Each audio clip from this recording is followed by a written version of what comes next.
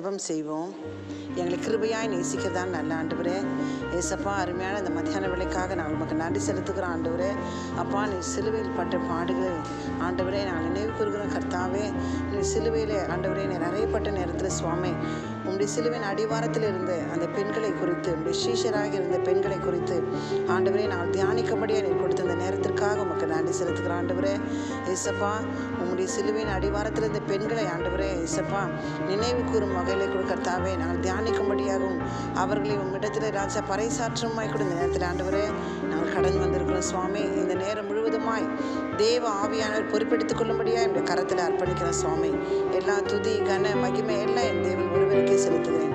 இயேசு கிறிஸ்துவின் வல்லமுள்ள நாமத்தில் ஜெபிக்கிறேன் நல்ல பிதாவே, ஆமென்.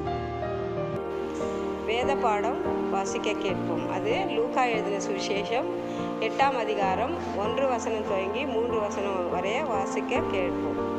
பின்பு அவர் பட்டணங்கள் தோறும் கிராமங்கள் தோறும் பிரயாணம் பண்ணி தேவனுடைய ராஜ்யத்துக்குரிய நற்செய்தியை கூறி பிரசங்கித்து வந்தார். 12 அவருடனே கூட இருந்தார்கள்.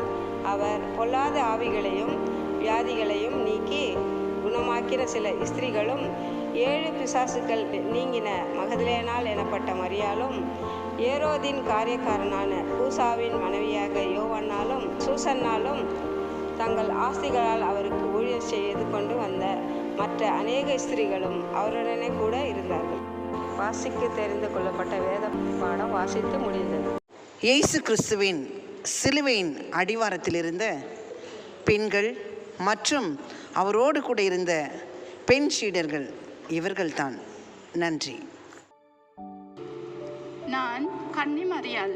இறைவன் தன்னுடைய குமாரனாகிய இயேசுவை இவ்வுலகத்திற்கு அனுப்ப பிதாவானவர் என்னை தெரிந்து கொண்டார். ஆகையால் நான் கிருபை பெற்றவள்.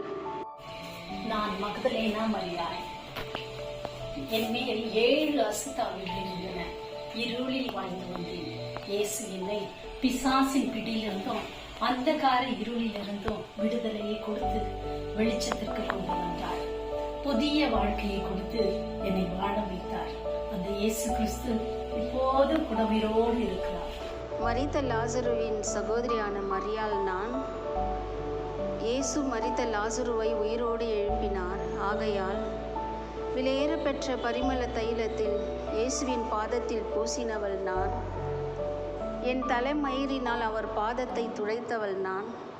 என்னை விட்டு எடுபடாத பங்கை தெரிந்து கொண்டவள் நான். நான் யோசப்புக்கும் யோசாக்கும் தாயாகிய மரியாள். நான் அமைதியாகவும் அவர் மேல் அன்பினாலும் கடைசி வரை இருந்து இயேசுவின் உடலை அடக்கம் செய்வதை பார்த்தேன். பிறகு 3ஆம் நாள் வெறும் காலியான கல்லறையும் பார்த்தேன். இயேசு அங்கே இல்லை, உயிர்த்தெழுந்தார். கிலியோப்பாவின் மனைவி மரியாள். நான் இயேசு கிறிஸ்துவின் தாயாகிய கன்னின் மரியாளின் சகோதரி.